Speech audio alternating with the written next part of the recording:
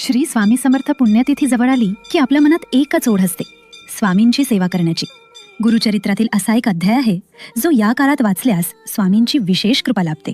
तो म्हणजे श्री गुरुचरित्र ग्रंथातील 14वा अध्याय. हा अध्याय म्हणजे संकटातून तारून नेणारा अध्याय मानला जातो. पुण्यतिथीपर्यंत रोज सकाळी शुचिरभूत होऊन आपल्या देवघरासमोर बसून हा अध्याय शांतपणे वाचावा. आता तुमच्या मनात प्रश्न असेल की आमच्याकडे तर आता खूप कमी दिवस उरलेत, मग आता ही सेवा करून काय उपयोग? तर स्वामींच्या दरबारात तुमची श्रद्धा महत्वाची आहे, दिवस नाही. तुमच्याकडे 20 दिवस असोत, 11 दिवस असोत किंवा अगदी 2 दिवस उरले असतील तरी चालेल.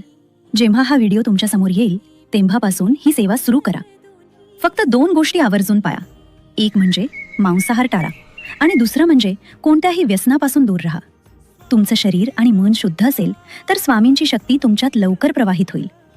तुमच्याकडे ग्रंथ नसेल तर काळजी करू नका. तुम्ही इंटरनेटवरून PDF डाउनलोड करून मोबाईलवर वाचला तरी चालेल. फक्त तेवढा वेळ स्वामींच्या चरणी अर्पण करा. ही सेवा करून बघा.